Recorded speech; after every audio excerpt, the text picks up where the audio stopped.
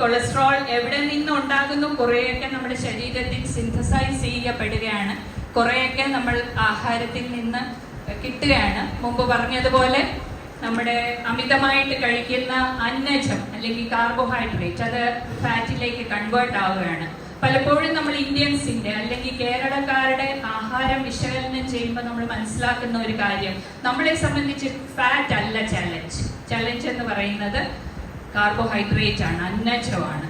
അപ്പോൾ അത് നമ്മൾ കുറയ്ക്കേണ്ടതുണ്ട്. അടുത്ത സ്ലൈഡ്. അപ്പൊ ഇത് ഗുഡ് കൊളസ്ട്രോൾ, ബാഡ് കൊളസ്ട്രോൾ, ഇതൊക്കെ എല്ലാവർക്കും അറിയായിരിക്കാം. അടുത്ത സ്ലൈഡ്.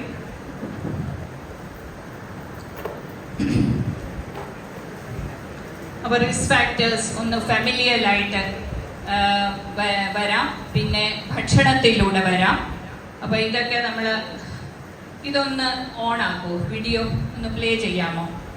ഇദ്ദേഹം ഒരു ഫുഡ് ബ്ലോഗറാണ്, കണ്ടിട്ടുണ്ടോ എന്നറിയില്ല അതിന്റെ വീഡിയോ. ഇദ്ദേഹം ഈ അടുത്തിരിക്കുന്ന പിസ്സ മുഴുവൻ ഈ വീഡിയോ തീരുമ്പോഴത്തേക്ക് കഴിക്കും എന്നുള്ളതാണ് എന്റെ വാസ്തവം. അപ്പൊ ഈ വെച്ചിരിക്കുന്ന മെഷീൻ എന്ന് പറയുന്നത് അമിതഭാരം കൊണ്ട് ശ്വാസം കിട്ടാതെ വെച്ചിരിക്കുന്ന സിപാപ്പ് മെഷീനാണ്. എന്നിട്ടും അദ്ദേഹം ഈ കഴിപ്പിൽ നിന്ന് പിന്തിരിഞ്ഞിട്ടില്ല എന്നുള്ളതാണ് നമുക്ക് മനസ്സിലാക്കേണ്ടത്. കഴിപ്പ് ഒരു ലഹരിയായി മാറുന്ന ഒരു ദൃശ്യമാണ് നമ്മളിവിടെ കാണുന്നത്. അപ്പോൾ ഇത് ഒരു ഒബീസിറ്റി അല്ലെങ്കിൽ അമിതഭാരത്തിന്റെ അങ്ങേയറ്റമാണ് ഒബ്സ്ട്രക്റ്റീവ് സ്ലീപ്പ് അപ്നിയ എന്ന് പറയുന്ന ഒരു പ്രശ്നം അല്ലെങ്കിൽ ഒരു പ്രതിഭാസം. അടുത്ത സ്ലൈഡ്. അപ്പൊ ഇതാണ് ഒബ്സ്ട്രക്റ്റീവ് സ്ലീപ്പ് അപ്നിയയുടെ ചില പ്രത്യേകതകൾ. ഇവിടെ നിന്നുള്ള എയർവേസ് നമ്മൾ കിടക്കുന്ന സമയത്ത് അടഞ്ഞു പോകുന്നു രാത്രി കാലങ്ങളിൽ.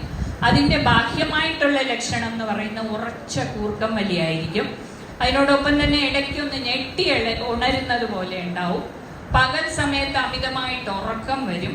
നമ്മളൊരു നല്ല കാര്യത്തിൽ, അതായത് വർത്തമാനത്തിൽ രസമുള്ള കാര്യങ്ങളിൽ ഏർപ്പെടുമ്പോൾ പോലും ഉറക്കം വരുന്ന ഒരു അവസ്ഥ ഉണ്ടാവാറുണ്ട്. തലവേദന, മൂഡ് വ്യത്യാസങ്ങൾ, എപ്പോഴും ഒരു ഉറക്കം തൂങ്ങിയ പ്രതീതി, ഇതൊക്കെ ഉണ്ടെങ്കിൽ തീർച്ചയായിട്ടും ഒബ്സ്ട്രക്റ്റീവ് സ്ലീപ്പ്, ആ വ്യക്തിക്ക് ഒബ്സ്ട്രക്റ്റീവ് സ്ലീപ്പ് അപ്നിയ ഉണ്ടായിട്ട് അതിന് അസിസ്റ്റൻസിനുള്ള മെഷീൻ വെച്ചിട്ടാണ് അദ്ദേഹം ഈ അഭ്യാസമൊക്കെ കാണിക്കുന്നത് എന്നുള്ള പ്രത്യേകം ഓർക്കുക. അടുത്ത ഇനി കരൾ രോഗം.